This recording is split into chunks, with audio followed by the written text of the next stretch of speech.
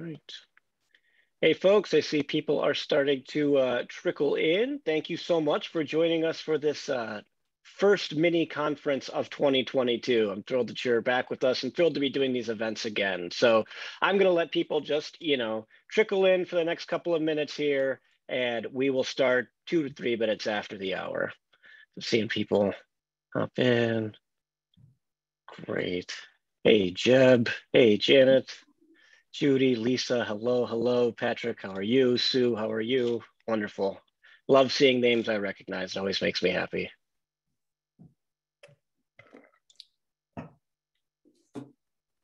And then, of course, just a reminder to folks, these are being recorded. So if you need to step away for any reason at any time, don't worry about it. You'll be able to see the full session later on YouTube, and I'll be sharing those links with folks early next week. So. Okay, hey, Alyssa, hey, Ann, Buddy, hey. Love it. I love that you know so many people. Well, one of my favorite things about these mini conferences is they provide people a chance to connect, and we haven't really been able to connect during this time. And, you see people who like that connection and then come and join in. It just always makes me happy. Okay. Hey.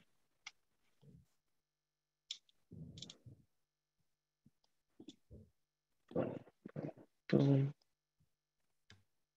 Okay, we're 2 minutes past the hour. The trickle seems to be slowing down, so I'll go ahead and get started. Once again, thank you all for joining us for this mini conference. I'm Zach Heiner. I'm the Executive Director of SNAP, and I'm really thrilled that you all are here with us today. And I am thrilled to be introducing Ann Rivers-Cochran, who is the Executive Director of the Army of Survivors. Before I get into Ann's impressive background and resume, I want to make sure to take a second to thank our sponsors who allow us to put on these events. As I alluded to a minute ago, during the pandemic, we really wanted to try to find ways to give survivors a chance to connect with each other for free, regardless of where they are. And thanks to the support of the Ribera Law Firm in San Francisco and the Oak Foundation Children First Fund, which is a fund of the Tides Foundation, we're able to keep these events going in 2022. So thank you so much to our sponsors. But now I'd like to give Ann a chance to whoops, sorry, I have to make her a host, sorry, first one of the year. But Ann Rivers-Cochran has, like I said, is the Executive Director of the Army of Survivors, and she is a leader within the field of prevention and the intervention of gender-based violence. Over 20 years ago, Ann began her career in the movement to end gender-based violence by providing direct services and advocacy for survivors at local domestic violence and sexual assault programs throughout the United States. Before her time at the Army of Survivors, Ann worked for the National Center on Domestic Violence, Trauma, and Mental Health, and as a founder of Blackbird Consulting for nonprofits. As a survivor of childhood trauma, Ann is a fierce advocate whose personal experience with the impact of sexual assault and domestic violence has translated it into a goal of listening to and advocating for survivors while holding perpetrators and the systems that support them accountable. That's something that our folks at SNAP also very strongly believe in. So with that, Ann, I'm going to go ahead and turn off my camera and give you the floor. Sure. Thank you, Zach. And thank you so much for the opportunity to be here today. I'm going to set up the PowerPoint and then get started. And I did see someone had mentioned my glasses, and I'm more than happy to put where I got them in the chat later. I got to that point in my life where I needed to start wearing them. So I made it very intentional to get some I like. So I appreciate that comment. And thanks to Zach for that beautiful bio introduction. It always makes me uncomfortable to hear about myself, like I'm sure many of you feel as well. But the most important piece of that you did share was the piece about being an advocate and a survivor. Before I get too started, I of course want to welcome you all, but also always give thanks to the scholars, thinkers, activists, advocates, artists, and healers on whose shoulder I stand today. And I also must acknowledge that right now I'm sitting and working in Traverse City, Michigan, and I'm on the traditional and ancestral and unceded territory of the Ottawa and Chippewa people. Also, please note that today I will be discussing sexual assault throughout the presentation and will include examples of lived experiences.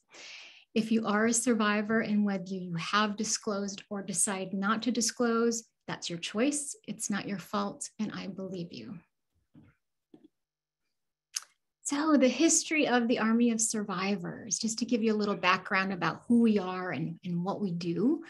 We were founded by a group of athlete survivors of sexual assault that was enabled by Michigan State University, USA Gymnastics, and the US Olympic Committee. And we say all of that because of the institutional betrayal that a lot of our founders and many survivors of sexual assault face when there's multiple cover-ups by the institutions that are supposed to be supporting and protecting them. We're a group of diverse athletes from all levels and all sports, and our unique history allows us to bring awareness to the systemic and cultural problem. Our mission is to bring awareness, accountability, and transparency to sexual violence against athletes at all levels. And I repeat that all levels piece because even though a lot of us as founders were gymnasts, we do not just serve gymnasts, and we are not all just gymnasts. And also some were elite gymnasts and others were not. So we want to make sure that we're real clear about the fact that we serve all athletes. Oh, and I also want to point out when I say us and our, I mean the Army of Survivors. I did share already that I am a survivor, but not at the intersection of sport. In fact, one of the reasons I was so compelled and excited to get involved with the Army of Survivors about a year ago now was because my trauma really happened in my home and sports were a refuge. So the fact that, and I think about this oftentimes when I'm speaking to athlete survivors today, that if that had also been the case for me, quite frankly, I don't even know if I'd be here today. So that's really one of the most compelling reasons that I got involved with the Army of Survivors was to do my best to ensure that we end sexual violence in sport so that it is a place, athletics, for refuge for children like myself. Our core values are to empower athlete survivors to know their rights, including the right to report sexual abuse if they choose to do so. You'll hear a little bit about the prevalence of this issue among athletes later on when I show a little video. But one of the pieces that's so important about this and why we've done a lot of our work around developing athlete Bill of Rights is because resoundingly, athletes aren't aware of their rights, their basic human rights as athletes. So that's been a piece of our core values and something that we do our best to ensure that sports organizations are very aware of athlete rights. And parents are as well if we're talking about child athletes. Also create a zero tolerance policy for sexual abuse in sports. Support athlete survivors to the development of resources, allowing survivor athletes to guide our efforts and developing partnerships with allied organizations. That's another reason why I felt so compelled to get involved with the Army of Survivors is because many of you that either have done the work for a while, are survivors, do the work as survivors, as advocate, in any way, shape, or form that you choose to be involved. The last 20 plus years, it's been really hard for organizations to believe that our voices are paramount and need to be guiding and directing policy and procedure. So as a core value, that speaks to my heart, and I hope yours as well. Also, we advocate for survivors by demanding change to hold abusers and enablers accountable. Here's a little video. I'm actually gonna end the show and restart it because I tried to do this last time and it didn't show up. So bear with me.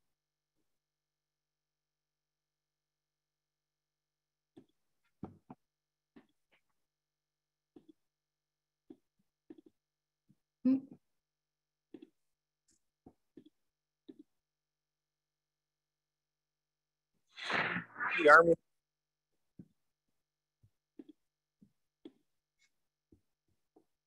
There we go.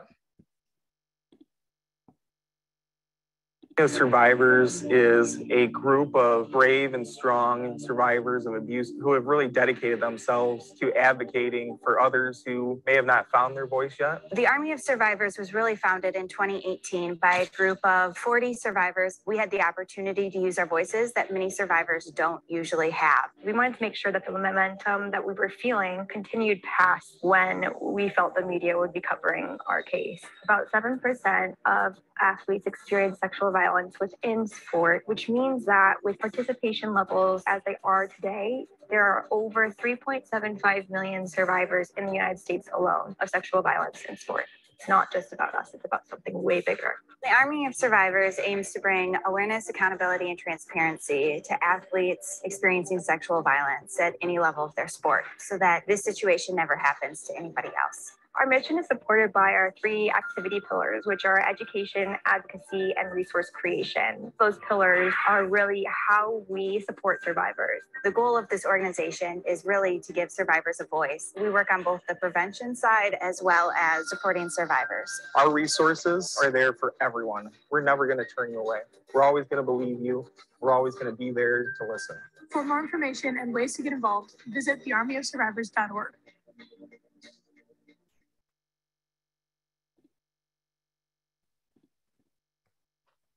That's a little bit about us. And here's our team currently. We are a small but mighty organization with 2 of us, myself and Alyssa, being on staff, and then a board of primarily athlete survivors, as you see here. And our commitment is to end sexual assault against athletes by ensuring perpetrators and enablers are held accountable, creating transparency in reporting, and advocating for cultural change to better protect young athletes.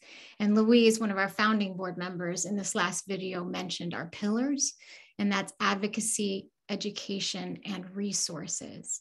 And all of these, I'll talk about a little bit later and how we make that happen in our day-to-day work.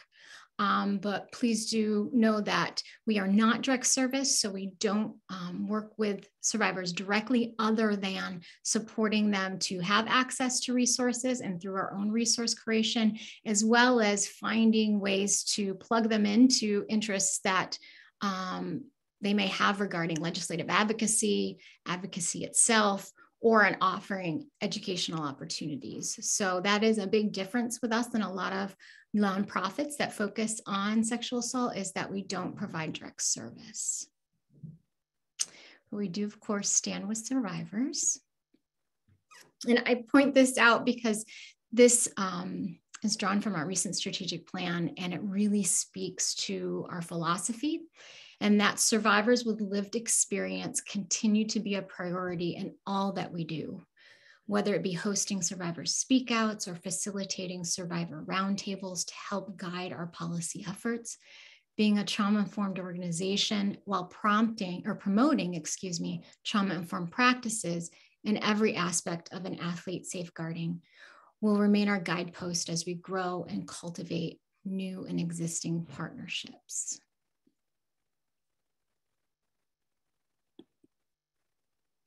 One of those partnerships includes our campaign that we provided last summer during the Summer Olympics, that was joining the Coalition for Empowered Athletes.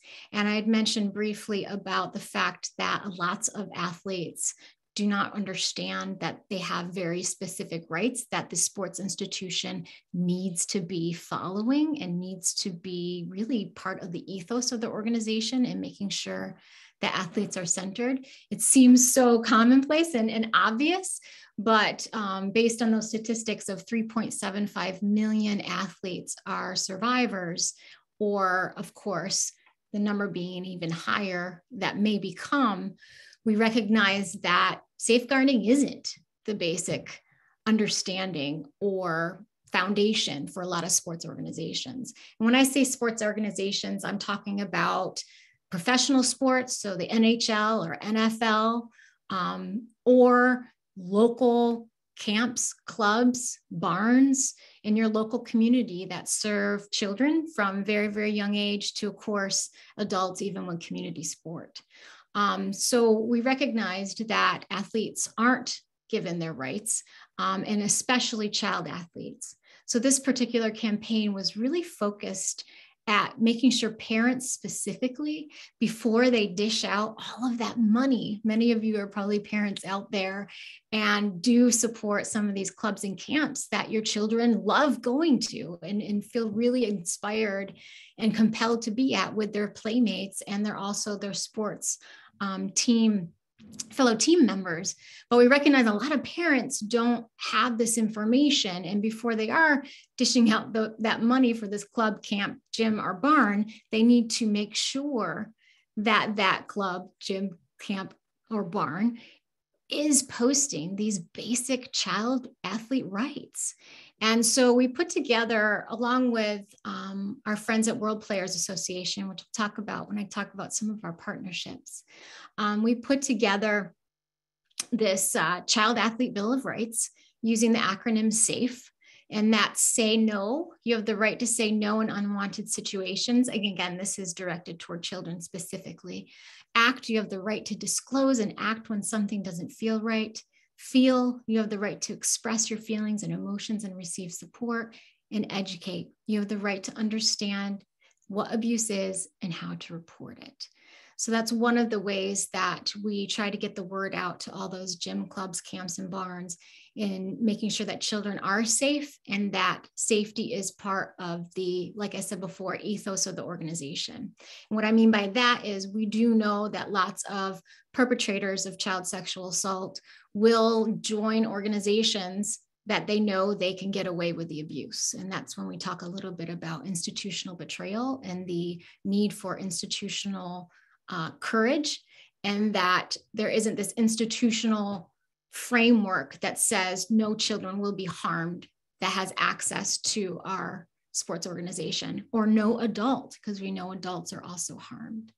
So that's one way that we address that, and one way we attempt to ensure that from every level of that organization or that sports institution, child safeguarding and safeguarding of athletes of any age is at the core. So that means making sure, even during things like interview processes, that if a perpetrator is trying to get hired by that organization, they make it very clear from the get-go that this is not something they tolerate. They will be following policy and procedure at every level of that organization and everything they can do to deter that perpetrator from joining. Because we are small but mighty, we recognize early on, as we are growing quickly, that partnerships are everything to us, and forming partnerships with organizations like SNAP. I mean, I cannot tell you the amount I've already learned from SNAP and Zach and everyone involved, to partnering on issues such as not just advocacy, like we talked about a little bit, but also doing things like survivor speakouts. And we do have one planned for April, which I'll mention later. But partnerships have really allowed us to make a dent in this world and really speak up on behalf of survivors with a louder voice, we'll say. And some of our larger partnerships are with the Brave Movement, which we are a partner organization within the Brave Movement, which also is the sister movement, I would say, where really the core of the Brave Movement is the SAGE movement, which is also a survivor-led global movement to end child sexual assault. I encourage you to check out the Brave Movement. The website was just launched, and we're doing some really exciting things globally. To keep kids safe, that's one of the ways that we partner directly with SNAP, as well as being part of the Keep Kids Safe Collaborative. And that collaborative focuses on prevention, healing, and justice, and making sure that we, as a sexual assault prevention and those that do intervention organizations, are prepared to speak as loud as we possibly can in areas such as the White House and in Congress, and trying to get laws that are passed, but also to really recognize throughout this Keep Kids Safe Collaborative that survivor voices are paramount and should drive everything that the Keep Kids Safe Collaborative does.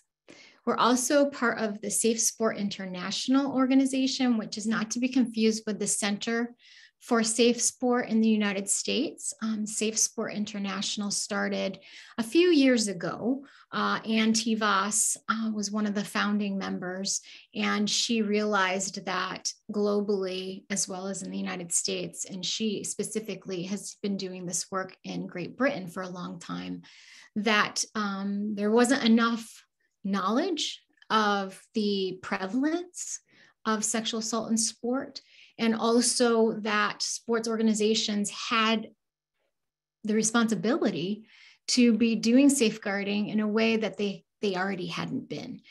So preventing sexual assault within their sports organization, but also responding in a trauma-informed way, because we know from a lot of your experience as well, I'm sorry to say probably, experienced another re-traumatization, we'll say, after you disclosed if you chose to do so. So Safe Sport International really looks at trauma-informed practices that ensure that organizations, there is not fear in that sports organization for survivors to disclose, nor is there fear in the organization for whistleblowers to disclose. Because unfortunately, the predominant culture right now is that if you do disclose as a survivor or as a whistleblower, you will be punished in some way, whether that's being punished to not be able to play the very sport that you love and possibly have spent your entire life and career dedicated to, or punishment through, and in some cases that we work with survivors all around the world, really, the threat after disclosure is even to your family or your own physical safety of yourself and your family, which we know those sorts of punishments keep people from feeling safe to ever disclose. So Safe Sport International works really hard at educating sports organizations globally into learning how they can create environments and transform the sports culture. So the knowledge, attitudes, beliefs, and behaviors that are currently part of sports culture, that's eradicated, and the promotion of athletes and centering athletes is the predominant foundation of these sports organizations. They have a conference coming up, a virtual conference, April 1st through 3rd. If you're interested in joining, we're part of that. And if you want information about it too, I'm more than happy to provide that when we're done here. Sport and Rights Alliance is another organization that we're very happy to partner with. Sport and Rights Alliance is another international partnership, collaborative, so to speak. And Sport and Rights Alliance focuses on not just organizations like ourselves that focus only on sport abuses, but also places like Human Rights Watch, which has a whole division that focuses on abuse in sport. One of the things I learned after doing the work for so long within the world of gender-based violence, but not at the intersection of sport until this last year, is that what's been really effective globally around making systems change around these issues is really focusing on the human rights of each individual prior to any of those abuses happening. So that's one thing where if there's a human rights organization that has a focus on sport or has a focus on journalists that work within the sports world, or also there's a lot of organizations out there that work on workers' rights and unions around workers that are involved with things like building a stadium for the Olympics or for the World Cup, all the abuses around that happen, even unfortunately, sometimes death because of the conditions of those working situations and climates. So Sport and Rights Alliance is an alliance of all of us doing that work and where we intersect specifically in sport. And then of course, SNAP. We also work closely, and I'll show you a video in a minute, with the World Players Association, who along with Loughborough, I hope I'm saying that right, University in England, which did develop the Census of Athlete Rights and Experiences, or CARE report. In May 2021, it was released. And frankly, from what I've seen so far, it's the best report on survey data from speaking with survivor athletes about not just prevalence of abuse in sports, so all types of abuse in sport, but also doing it in a trauma-informed way. They get it. They know how to talk with survivors, meaning the CARE report knew how to do that well, respect the idea and concept of the potential for re-traumatization, while also focusing their handbook on the statistics and really anecdotes and stories from survivor athletes that they shared, how to develop a handbook that is really, truly trauma-informed. We hear a lot of organizations talk about what does that mean to be trauma-informed, but don't necessarily understand how to make that happen. But this handbook and this report, I'm happy to say, is one that really does. So feel free to check that out. We do know with that, that CARE report in particular, the percentages for sexual assault in sport was 13%, and World Players and our friends at CARE were even suspect to share that information because we know the incidents are much higher and underreported because of many of the punishments I talked about before that athletes face if they do in fact decide to disclose. So also the other logo there is from the Horse Network, and that's another collaborative video that I'll show you in a minute, but we do a lot with them around their We Ride Together campaign, which focuses on the prevalence of sexual assault within the world of the equestrian world.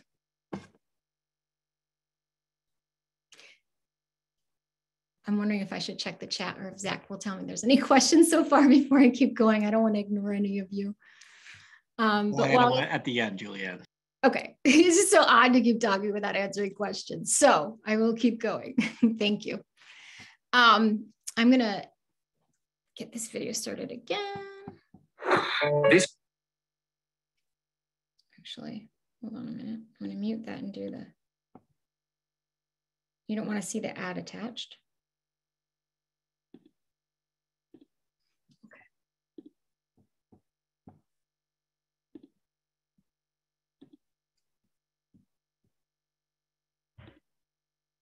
To make it safe to talk.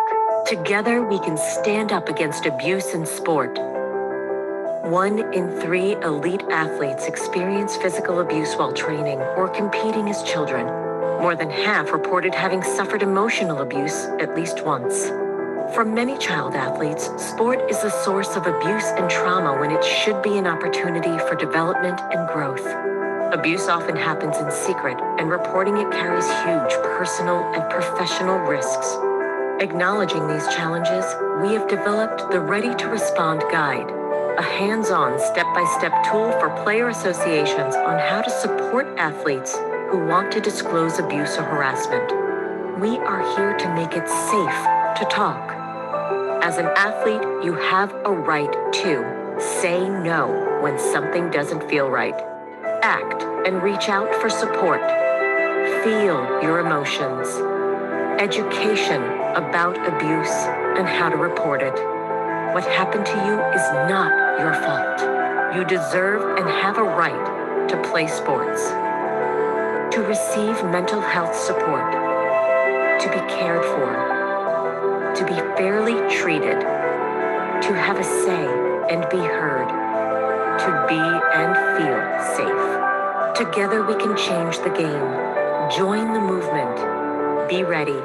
Memorize the SAFE acronym. Reach out to your player development manager or someone you trust. Save and share this video.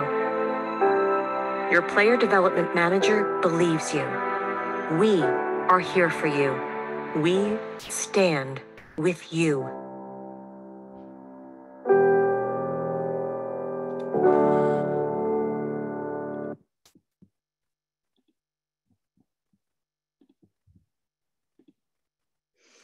So that is a campaign that we developed with our friends at the CARE Report and World Players Association, focused specifically on athletes themselves, as well as, in this case, the program development or sport development managers of many organizations have people that are prepared to support survivors or whistleblowers if an incident occurs. but also for any sports organization. Hopefully more and more will have individuals like that as part of the culture. But we do know that that's not necessarily the case. So that's something we also promote. I'm showing a lot of videos today. So I think this is my last one. This is our campaign that we put together with our friends at Horse Network, as I mentioned before, and it's called the We Ride Together campaign.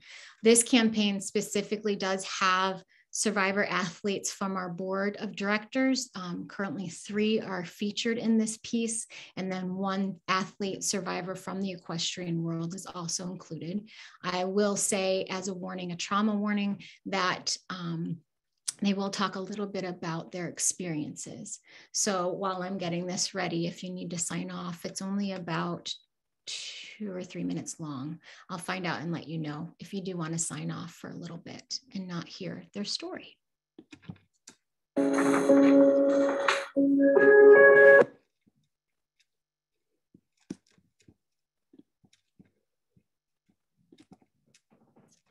Yeah, it's 1 minute and 46 seconds. So I'll play it now.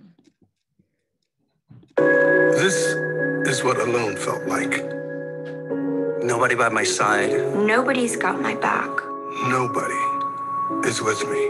For survivors of sexual abuse and sexual violence, Feeling alone. Feeling like nobody will believe me. Like no one understands me. Like nobody will help. Is a feeling too many of us know all too well. all too well. All too well. Listen, no matter who you are, Where you are, How young, how old, how successful, how afraid, How isolated you may feel. you are not alone. We come from different places, we've worked hard in our careers, pursued our dreams in the sports we love. In gymnastics, diving. riding. Football, Our stories are all different. We all reached great heights in our sport. where each of us fell victim to sexual abuse. but we are survivors. We are survivors. And we are here with you. We see you. We hear you, We stand with you. We are the army of survivors. and we ride together. If you've been a victim of sexual abuse, You're not alone. Be a part of the change. be a part of the community. Share your voice or just show your support with the hashtag We Ride Together. For more information and resources on how you can get help, Or help others. Please visit weridetogether.today. /AOS.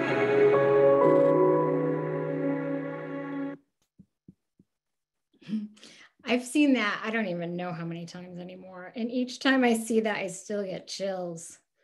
Oh my goodness.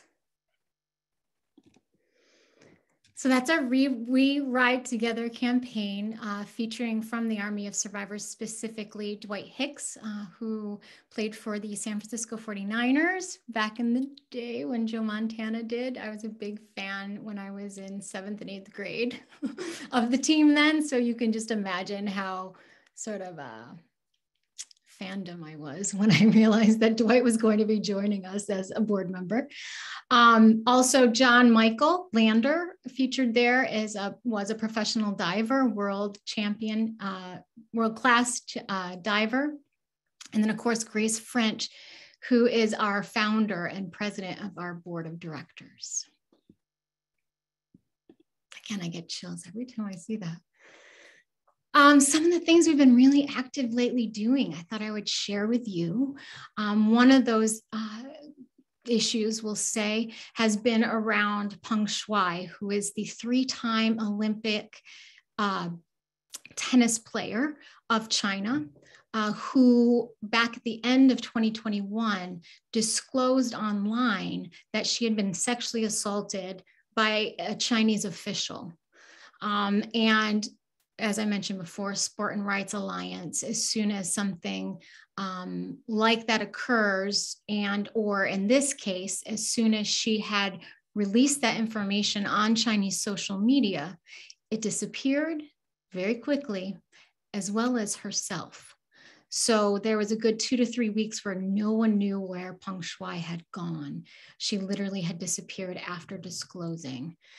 So we rallied together, the SRA, and being the sort of organization that is the athlete survivor voice, we had a lot to say. One of the reasons why I actually posted this quote, and I'll say it in a minute, is it's critical around our philosophy around athlete disclosures. And here I said, the process of coming forward with allegations of sexual abuse, especially against a powerful figure, is incredibly brave, difficult, and fraught with personal risk. Peng Shuai should be commended, believed, and provided with the utmost prevention through trauma-informed support and a survivor-centered investigation, if she so desires, and that's the key I wanted to point out, that takes her claims and her safety seriously. The IOC, International Olympic Committee's response has involved none of these elements, yet more evidence of its ad hoc and misguided approach to human rights. Now, in this case, of all cases, we never demand an investigation unless, of course, there is something within that sports organization that propels that investigation. We always want to take the survivor's lead when we can. And in this case, obviously, we had no ability to speak with Peng Shuai directly, especially at this time that was released. She literally had disappeared and no one knew where she was. But I do point that out because if, in fact, a survivor can help put input about how that investigation is held, and that it always has to be independent, because what we also know is a lot of sports organization, especially professional sports, if there's been an allegation of sexual assault, they will do an internal investigation. And we know because oftentimes money, medals, prestige, the reputation of that national sports organization is so much greater than the athlete themselves, that investigation is often not independent and thorough and really truly finds what happened to be the case, nor do they often actually hold the perpetrators accountable. So I just want to point that out. That's a big piece of how we talk about investigations, is that they have to be independent and they have to be survivor-centered and they have to be athlete-informed and athlete-centered. Also, I keep saying survivor throughout my time with you today too. I do want to recognize that we recognize that identity is incredibly important. So if a survivor does not identify as survivor or identifies as victim or any other word, we of course will always go with the lead of the voice of that individual. But as a collective, we do use the word survivor.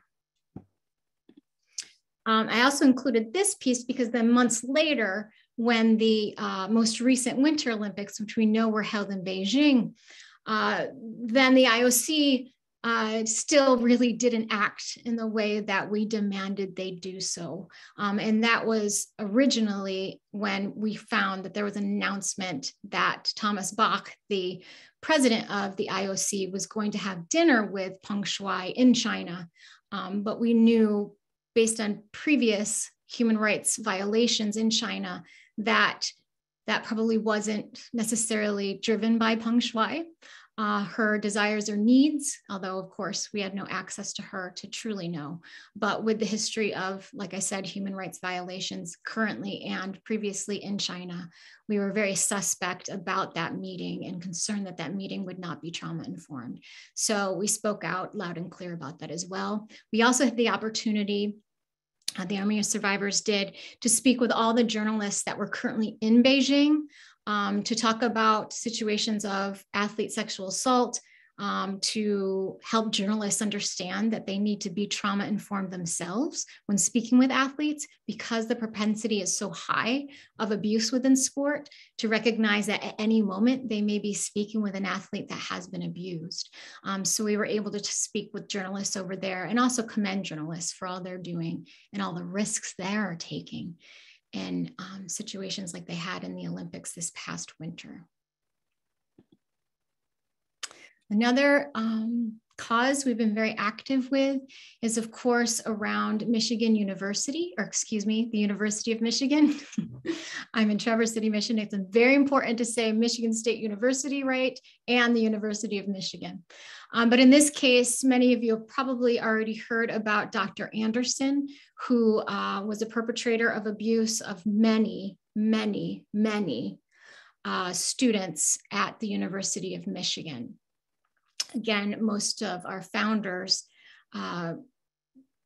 started the Army of Survivors after their experiences at Michigan State University. But what most recently happened, if you did hear about it, I'll give you a little bit of an update around it. But the current president at the time was being alleged with sexual misconduct as the current president of the University of Michigan.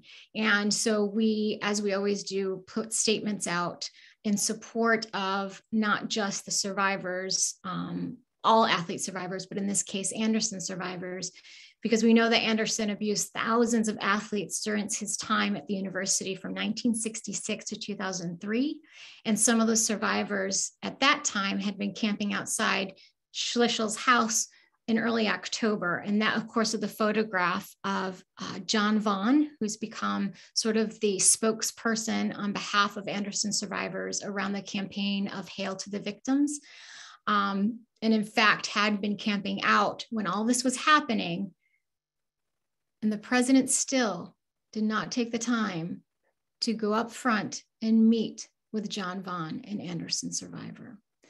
So it's critical that we made sure that our voice and Anderson voices were heard. Dwight Hicks, who you just saw in the last video, identifies as an Anderson survivor himself. And one of the other things that recently happened around the University of Michigan was the settlement around Anderson survivors. And there's so many things to talk about with that settlement, but one of the most notable pieces is that the amount of the settlement was only half of what survivors of the Michigan State University settlement received. And we found it was terribly important to point out the fact that most of the survivors of the Michigan State University that had double the settlement funds were white women. And the majority of Anderson survivors at the University of Michigan were Black men. And that's incredibly important to point out that disparity. And here we have Dwight that made a comment, and not just our statement, but also with the AP Newswire, in saying, quote, "These powerful institutions prey on the weak because they can just pay and make it disappear and move forward. I don't want people to forget that this wrecked lives and families. Instead of just talking about it, we need to be about it." And he moved on to talk and say, quote, "I don't feel we should get less. This is the damage that was done to us and perpetrated on us as Black men," end quote.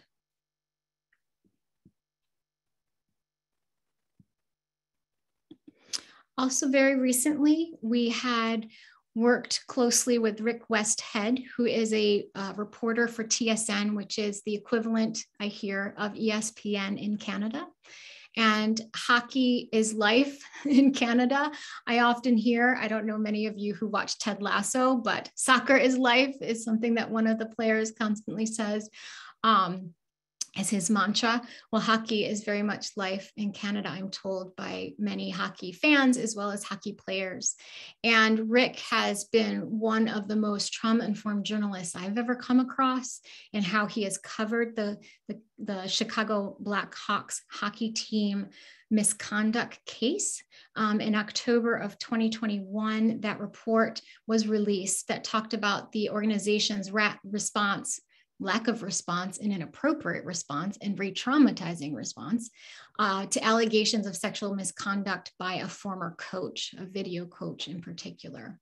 What we know about the case at the time, the quote unquote John Doe, we did not know was Kyle Beach. And then Kyle came forward with the support of Rick a few months later. And one of the things we deal with a lot within the world of sexual assault in sport is this idea of, which in many worlds this is the case too because of toxic masculinity, but that men cannot be sexually assaulted. And the culture of sport around what it is to be a man in sport and what it means to be, in this case, a hockey player, and all the dismissiveness of a man coming forward and sharing that he had been assaulted. So we often hear the discriminatory statements, even sometimes by fans, around how can this be? How could this happen? And I can tell you, after reading that report, if you're someone that doesn't believe it could happen, or as no one on this call would be, of course, but in terms of the general public with all the backlash, and listening to that interview that Kyle did with Rick, there's no question anyone would ever have. The bravery in his statements, the bravery in his disclosure, and the strength in going up against the Chicago Blackhawks is tremendous. And in this interview in particular, he talks about how he had heard that the coach that had abused him had moved on after the Blackhawks fired him or asked him to resign instead of investigating fully or going to the police as they should have. How this coach went on to abuse a 16-year-old hockey player in Michigan after leaving the Chicago Blackhawks. And Kyle had heard about this and felt compelled, therefore, to move forward with this case and to disclose what had happened to him. We'll talk a little bit about our strategic plan since it was just released, because it really shares our hopes to really continue doing a lot of community organizing and mobilization of survivor athletes and athlete allies and other allies across the country, because we right now have a lot of people coming to us. What can we do? How can we help? And one of the ways that we're sharing how is through what we've come up with through our strategic plan. And with advocacy in particular, we want to garner public support for and promote athletes' rights. And one of the ways we're going to do that is elevating and, of course, being guided by survivor voices in all of our advocacy efforts, and creating a diverse athlete survivor leadership network to guide programming and advocacy efforts. We're calling it the ASLN right now, but we want the survivor athletes and athlete allies that want to be a part of this real kind of formal mobilization of athletes and athlete survivors. They will want to name it themselves, and we'll give them the opportunity to do so when we get to that point. But that's one thing that we are actively engaging on as we move into the next 3 years of our organization's work. Also, within our education pillar, one of the things we're about to engage in is release our Compassionate Coach program, which is an 8-week virtual to start training that will be released probably end of summer, early fall. We're just finishing up some of the companion videos after talking with lots of survivors, athletes, coaches, etc. And what it really focuses on is how coaches can be trauma informed and how they can create a compassionate environment, one that doesn't seek medals over everything else, that doesn't seek the win over everything else, but really creates a culture where it fosters what we hope it would and what we know sports can when it works well. Also, a resource creation, that pillar, we really are making sure that anything we create ensures that diverse group of survivors have been at the table to tell us that it's actually going to be useful. Before I started with the Army of Survivors, I worked at a very large state coalition. And one of the things we realized early on, I'd say probably we started doing this around 2004, is even though I'm a survivor, that does not mean that my voice is representative of the millions of other survivors that we potentially can serve. So we started doing listening projects with survivors, advocates, and allies to help us guide not just the resources we're creating, but also policy and programming, because we may think we know, but until we're actually talking to people experiencing what many of you have, we really don't know. So that's one thing that we are very proud of. And as I start to close out, I wanted to talk about some of the things we're doing upcoming. We've got the last Pistons game of the year. We're doing a fundraiser for Sexual Assault Awareness Month, which is April. Also, we will be partnering with our friends at SNAP as well as Keep Kids Safe to be hosting a virtual Survivor Speak Out. We'll be doing that April 13th, 4 to 6 p.m. And lots of survivors affiliated with SNAP have joined us in previous Survivor Speak Outs, and it's always a joy to get to know you, even if just briefly through that experience. So I encourage you to join us, and I encourage you to share information about it so that allies as well as survivors may join. It's a traditional Survivor Speak Out, so of course, survivors will share their story, and others will not respond other than through support in the chat, for example. So we do, though, encourage allies and friends and family to attend as well. Thank you. Here are all our social channels and handles. So feel free to check us out. And of course, do not hesitate to contact me directly. If you have any questions about what I shared today, or any thoughts or any inspirations or any challenges too, please don't ever hesitate to contact me. And also, if you're interested in getting involved, please do that as well.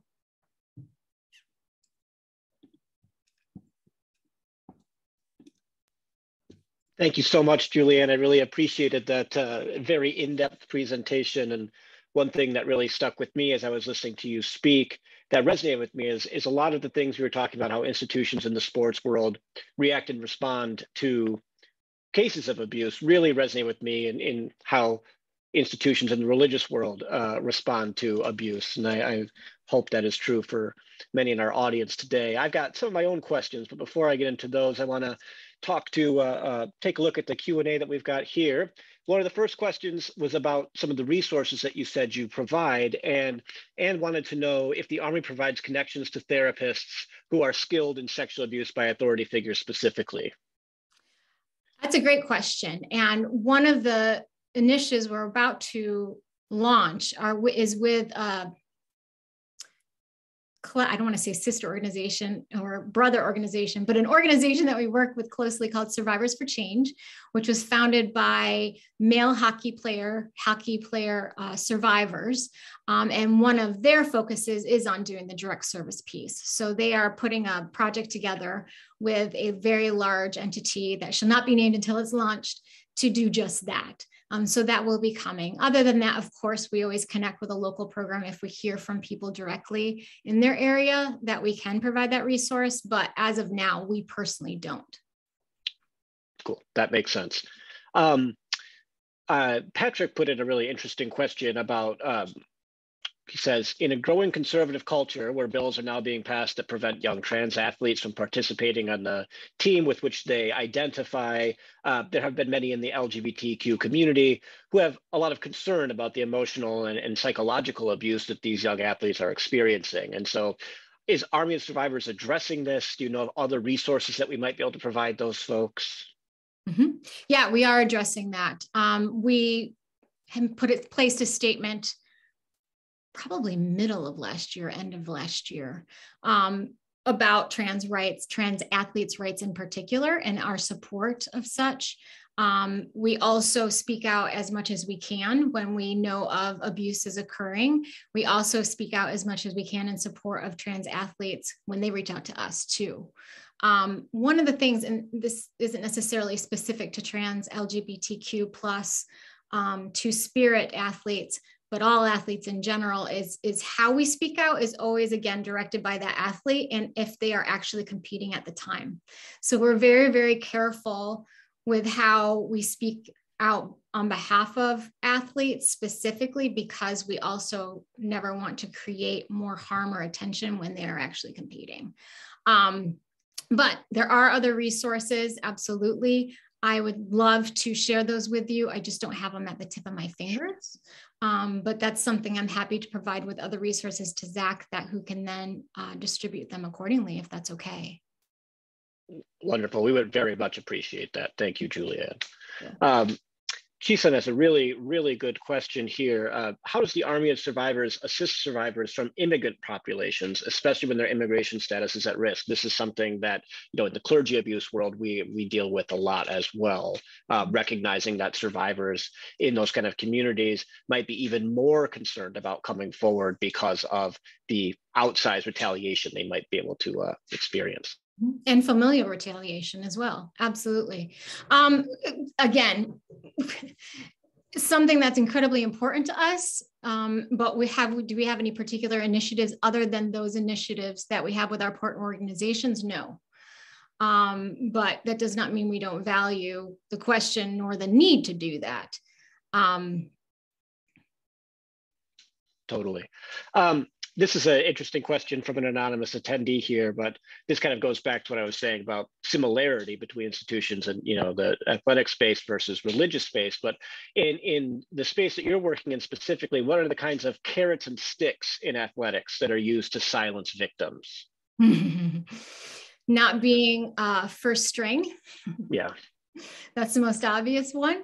Not having access to other practices that would support your talent, scholarship being at risk.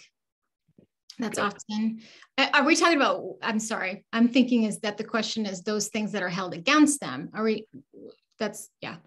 Gosh, there's so many things. Oftentimes, if we're working with athletes outside of the United States, as I mentioned before, one of the disclosure threats is around harming physically themselves or their family, especially if they are the predominant economic breadwinner, so to speak, for the family through their sport. That's often a risk. Or of course, if they are playing in another country, not their country of origin, the risk to lose that visa is also a threat that is used. I mean, the list goes on and on. One of the things I found most, I'd say compelling again, after joining the sports world at the intersection of sexual assault and sport is the coercive tactics and coercive control tactics that those perpetrators within the sport use, and how nuanced they are, and how the rest of the sexual assault world might not know about it, probably similar to clergy abuse, where that relationship of power and control is used against them in all aspects. And it's the same within sport, but the differences are the nuances of religion and or sport. So perpetrators are very good at that. So one of the things that we're doing is creating a power and control wheel that really talks through those nuances and those dynamics in more detail, so that others within the sexual assault world can really begin to understand what that might look like and what they're missing when they're talking to athletes and why athletes won't disclose. Yes, that all makes a lot of sense. And, one thing that you said that resonated with me there was, when you compared the, religious and athletic abuse situations where you might have a young kid who is, really, really dedicated to baseball, and he's going to do whatever the coach says to do to be on that baseball team. And you might have a young kid who's very, very, very dedicated to their faith, right? And being an altar boy is always what they've wanted. And so they're going to do whatever that priest says to do in order to keep that position. And exactly when you talk about power control, it's so similar. And on that point, to that exact kind of point, one thing I noticed in that similarity is that both religious and athletic situations, because of those reasons, that dedication, provide really unique opportunities for adults to isolate, groom, and abuse young children. And one thing I was thinking about is, how do you see us attacking the problem, of abusers in those positions, while still trying to create the opportunities for healthy mentorship and, guidance that can come from a healthy adult-child relationship? I think it's really understanding those dynamics and educating everyone involved. You talked about a lot of those dynamics already that are so similar between sport and clergy abuse. And one of those pieces is the grooming piece, is helping everyone associated with that child in particular. Yeah, it is a great question, Zach.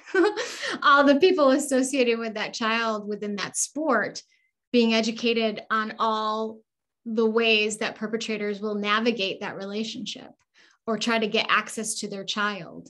And grooming is a big part of that. And not just grooming the child athlete, but also grooming the family members. That often happens as well, where we know one of our board members talks about his experience and how his mother was being groomed well before he was, and then being passed around by many people that were abusing him post the grooming of his mom.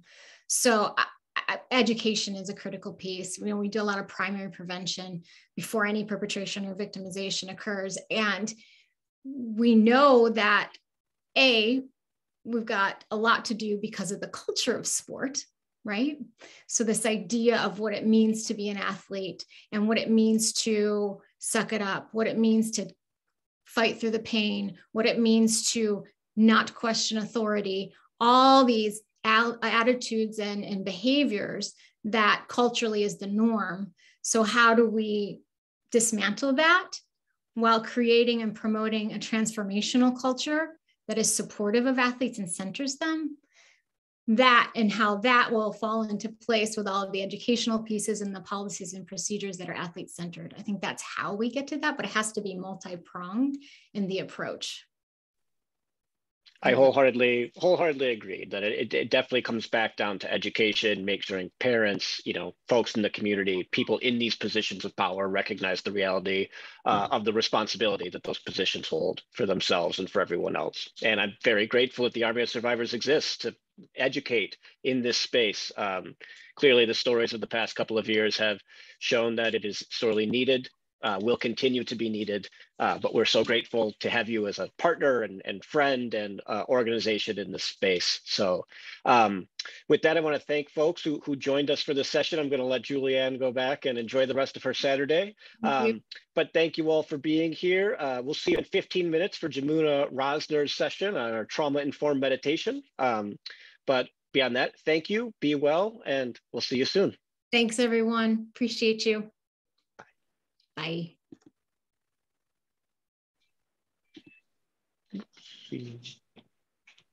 I'm supposed to, it says to assign a host. You good? Yep, me. All right, there we go. We're good. Take care, y'all.